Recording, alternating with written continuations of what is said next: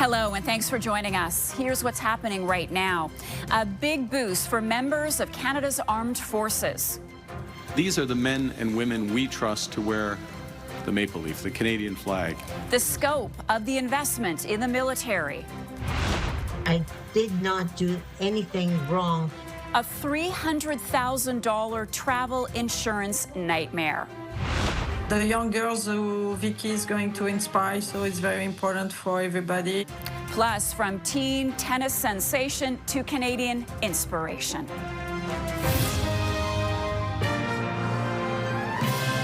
CTV National News with Heather Butts. Hello, I'm Marcia McMillan. In today for Heather, we begin with a major boost for members of Canada's military who are getting the biggest pay raise in a generation. As part of Ottawa's plan to meet its NATO commitments, Prime Minister Mark Carney announced today spending of $2 billion to boost salaries, benefits, and grow the armed forces. CTV's Judy Trin now with more on the announcement from CFB Trenton. Judy. Marcia, the Canadian Armed Forces isn't even at full strength yet. It's still short thousands of troops. The federal government is hoping this will close the gap. All members of the Canadian Armed Forces will receive a pay raise. In front of a wall of soldiers at the country's largest Air Force base, the Prime Minister said it was time to recognize the worth of the Canadian Armed Forces. These are the men and women we trust to wear the maple leaf, the Canadian flag, and to risk their lives for it. Their pay, your pay, should reflect the weight of your responsibilities. The government will spend $2 billion to increase the salaries for the rank and file. Non-commissioned officers will see raises of between 8 and 20%. An entry-level soldier will now get an additional $700 a month and earn more than $52,000 a year. After he met with soldiers at CFB Trenton, the Prime Minister said better compensation was needed to recruit and retain soldiers to meet current global challenges, not just Russia and China, but also climate change. The Arctic's melting. Our wildfires and floods are more frequent and devastating. And these are all threats to which the Canadian Armed Forces responds. For the first time, soldiers will get daily bonus pay when they are deployed on domestic missions to help Canadians during natural disasters.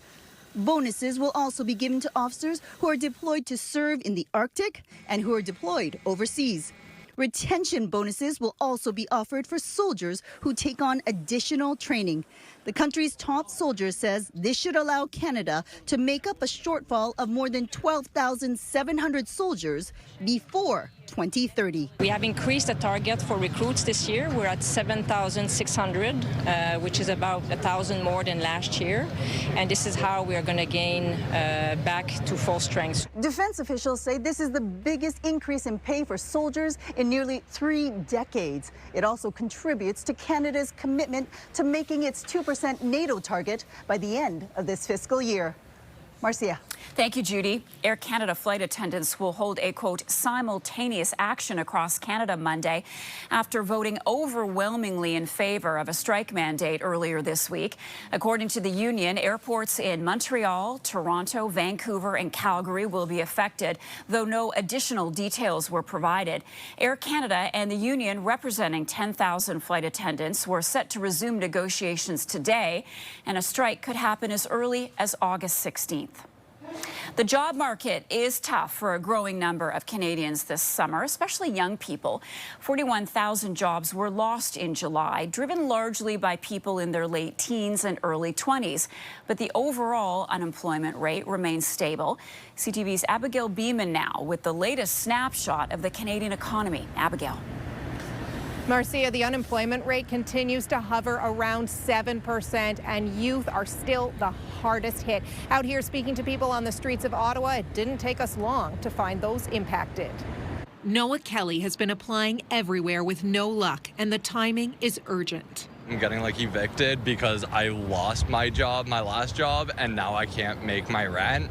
The unemployment rate for those 15 to 24 hit 14.6 in July. That's the highest since 2010, excluding 2 COVID years. It's been incredibly difficult to find a job, especially as a person who doesn't have experience previously. Overall, there were 41,000 job losses in July compared to 83,000 gains in June. Hardest hit, full-time workers, down 51,000. The Prime Minister pointed to wage growth as a good sign. That, combined with the tax cut that we put in place, combined with the removal of the consumer carbon tax and other measures, progress on cost of living. Just to be clear, progress. We're not satisfied that that's enough. There's much more that needs to be done. But these government workers involved in student hiring say Mark Carney's looming savings targets are already making a difference in their departments. Hiring this summer has been difficult. You have to look at every specific detail and make sure that this student can be funded. Less departments are interested because they have less money, they have to cut spending. Perhaps surprisingly, with the trade war, manufacturing jobs didn't see a big hit, with RBC economists saying CUSMA has softened the blow. Things are definitely softer. This is not an ideal environment by any sense, but perhaps it's just not as severe of a shock as, what was feared earlier in the spring. RBC cautiously optimistic that unemployment rate will peak soon around 7%, also predicting no further interest rate cuts from the Bank of Canada. Marcia? Abigail, thank you. Abigail Beeman in Ottawa for us. Newfoundland is cracking down on anyone who violates the provincial fire ban with massive fines and possible prison time. I don't know the word that I can use to say how I feel about this. Beyond troubled, I'm frustrated that this is reckless and irresponsible behavior. So as we said, we have taken decisive action to help address this situation. Fines will range from $50,000 to $150,000 and could include up to a year in prison. 6 wildfires are burning across the province and 8 communities are under evacuation orders. Members of the Canadian military have also joined the firefighting efforts. Advanced polls are now open in the Alberta riding Pierre Poilievre is hoping to win. Elections Canada confirms there are a total of 214 candidates running, the majority from the protest group, the Longest Ballot Committee. CTV's Kathy Lee is in Drumheller with more on how the first day of advanced voting is going.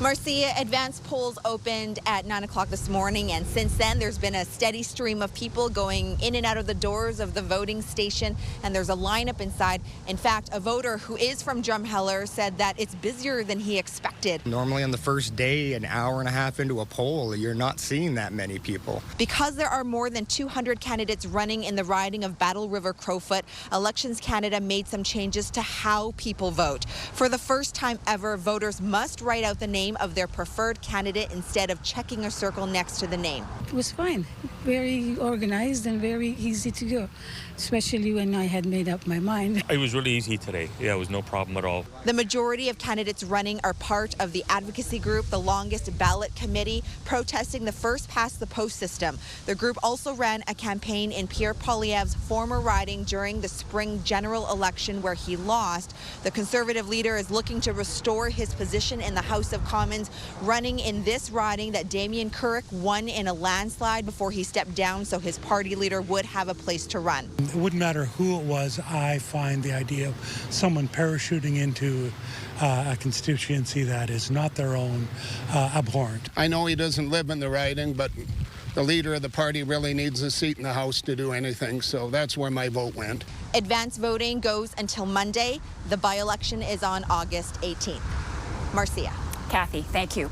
Conservative campaign manager Jenny Byrne says she won't run the party's next campaign. Byrne told a podcast that while she will be stepping back from managing campaigns, she will stay on with the party as an advisor. Byrne also ran campaigns for Stephen Harper. She had been a target of criticism following the party's election defeat to the Liberals. Tennis fans are coming down from Cloud 9 after a win they won't soon forget at the hands of Canada's teenage champion, Victoria Mboko. CTV's John Venevalley-Rao joins us now to recap the game and relive the glory. John. Marcia, so many wondering if we just witnessed the birth of a potential tennis superstar. For Victoria Mboko, it was a magical moment.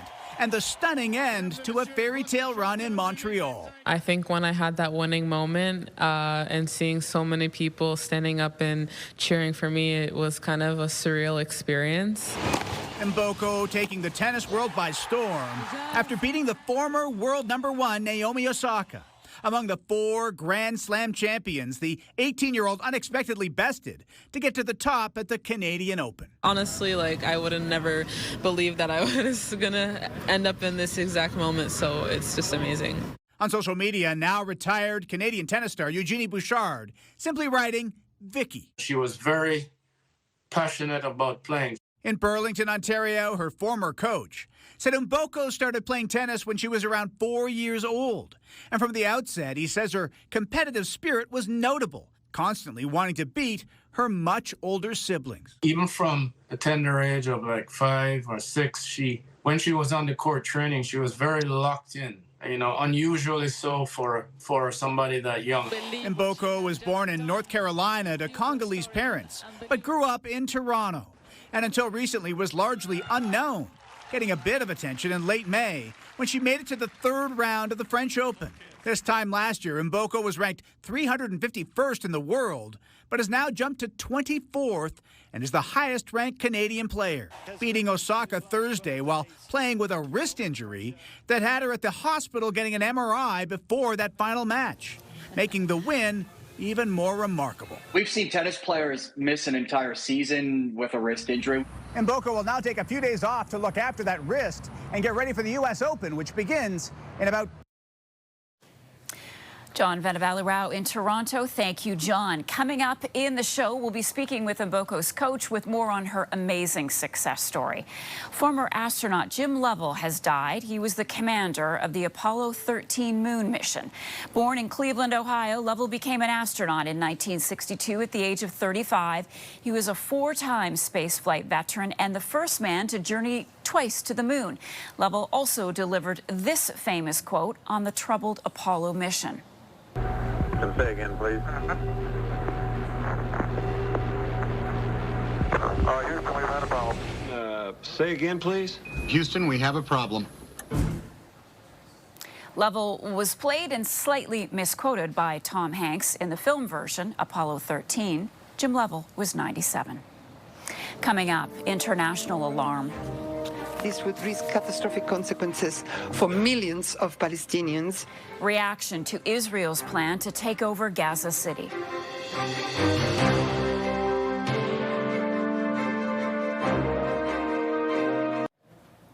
Israel's defense minister says international criticism, including from Canada, of his country's plan to take over Gaza will not weaken its resolve. The United Nations Security Council is set to discuss the plan tomorrow, while Hamas has vowed fierce resistance. CTV's Mike LeCouture has the latest. These displaced families already have so little, and now they're losing hope. Israel's threat of military expansion into Gaza has many Palestinians dejected. There's nothing left to occupy. There is no Gaza left. There is nothing left but dust, she says. Late Thursday, Israel's security cabinet approved a plan to take over Gaza City by military force. The UN calls it deeply alarming. It is clear that this would risk catastrophic consequences for millions of Palestinians and could further endanger the lives of the remaining hostages in Gaza. Prime Minister Benjamin Netanyahu says the plan is not to occupy Gaza, posting on social media, Gaza will be demilitarized and a peaceful civilian administration will be established, one that is not the Palestinian Authority, not Hamas, and not any other terrorist organization. Netanyahu says the plan will help free hostages who've been held for 22 months. But families of those held captive say taking over Gaza is not the solution. The Israeli government decided on a path that we hostage families feel puts at danger the living hostages as well as the deceased hostages that never will be found. Prime Minister Mark Carney joined a growing chorus of world leaders condemning Israel's actions. This is wrong. That this action is not going to contribute to an improvement in the humanitarian situation on the ground. The Germany has gone one step further, suspending all military exports to Israel that could be used in Gaza. A decision applauded by protesters outside the Israeli embassy in Ottawa. We would like to see a full and unconditional arms embargo, and we would also desperately like to see secure and safe aid making its way into Gaza. Canadian forces have helped airdrop aid into Gaza, but Prime Minister Carney added, we are seeing the erosion of the possibility of a two-state solution. Marcia? Mike Couture, thank you for that. A move by the Secret Service is raising eyebrows after the U.S. Vice President's security detail raised water levels in a river to accommodate J.D. Vance's family kayaking trip. The Secret Service requested more water flow into an Ohio river to make sure motorized boats could operate safely while protecting the vice president. However, critics immediately threw cold water on the whole thing, saying it's a sign of entitlement, especially considering the Trump administration's focus on slashing government spending. Wildfires are once again breaking out around Los Angeles. It was a fireworks show for 6 hours. This fire, called the Canyon Fire, broke out just north of LA, scorching about 20 square kilometers and triggering evacuations. The fire started yesterday afternoon and quickly spread. As of this morning, fire crews said it was 0% contained. Still ahead, she paid for travel insurance, so why is she on the hook for a jaw-dropping hospital bill?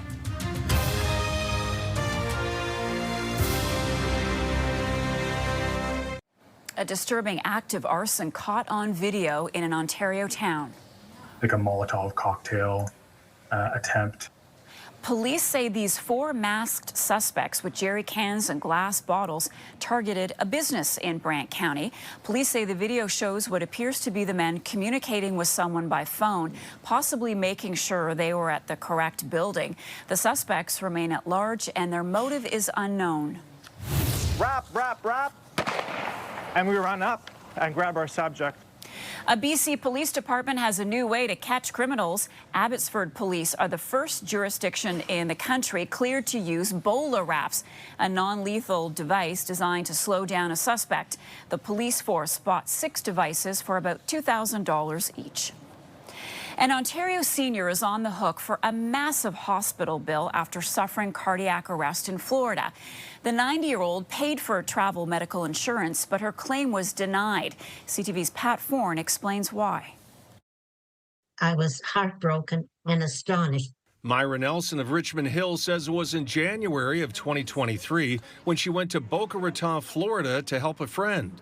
I went to the United States to help a friend sell her condominium in Florida.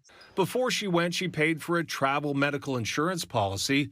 In Florida, she became ill, suffered cardiac arrest, and ended up in the hospital for 2 weeks.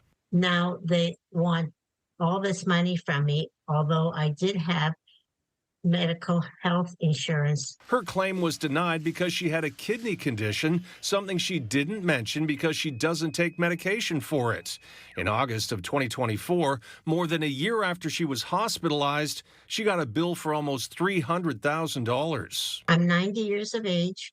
I'm a senior on fixed income, and I did not do anything wrong. She was insured with Manulife, a spokesperson told CTV News. Because this matter is now before the courts, we're not able to comment at this time.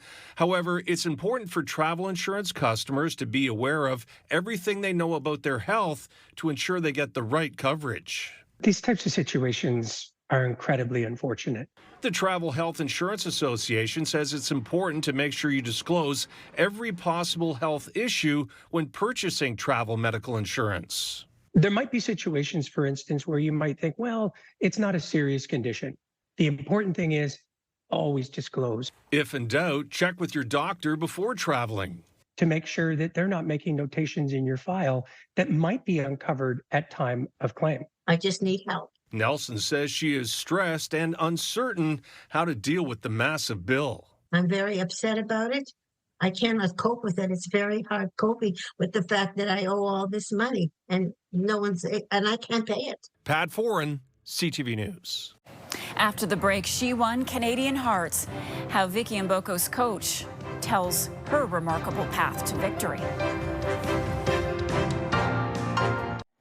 Fans are still making a racket over Canadian teen tennis sensation Victoria Mboko, whose stunning win yesterday secured her spot in sports history. Our next guest has been guiding the young ace through all the triumphs and tribulations of this dream run. Joining us now from Montreal is Victoria's coach, Natalie Tosiat. Natalie, thank you so much for being with us. How are you feeling today? What has been going through your mind since last night? We are tired. I think everybody, the pressure come down today. But yeah, I mean, we are very happy with what's happened. It's so good for Vicky first, and also for Tennis Canada. You know, the young girls who Vicky is going to inspire. So it's very important for everybody. And I mean, what she did yesterday, it's amazing. It is amazing, and it was a real nail-biter. What was going through your mind when you were watching? Did you have any doubt? The thing is, I mean, I'm with her since the beginning of December, and we saw her go always forward. I mean, but it went so fast, so that surprised us a little bit. But she has the game for, and now we have to be careful. With the programmation we're going to do for the future, because she played a lot this year already. She win a lot of matches, and we have to be careful for her heels first. And she has to do some work on her tennis also, so we have to take this in count. And just to stay where she is going to be a lot of work already, and to improve also. But I mean, we have also to take some bigger objective right now for her. And what are those bigger objectives? Well, I mean, she just won one of the biggest tournaments of the year, so we can expect more than that, like maybe Grand Slam one day, or maybe top 5 players in the world. Why not number 1? I mean, she can do it, I think. But I don't know if it's going to be so fast, but that's one of the objectives we can make it right now. Thank you so much. Glad that you could join us today. What an inspiring talent we'll all be following. That is our newscast for this Friday. I'm Marcia McMillan. Your local CTV News starts right now. See you later tonight on CTV National News.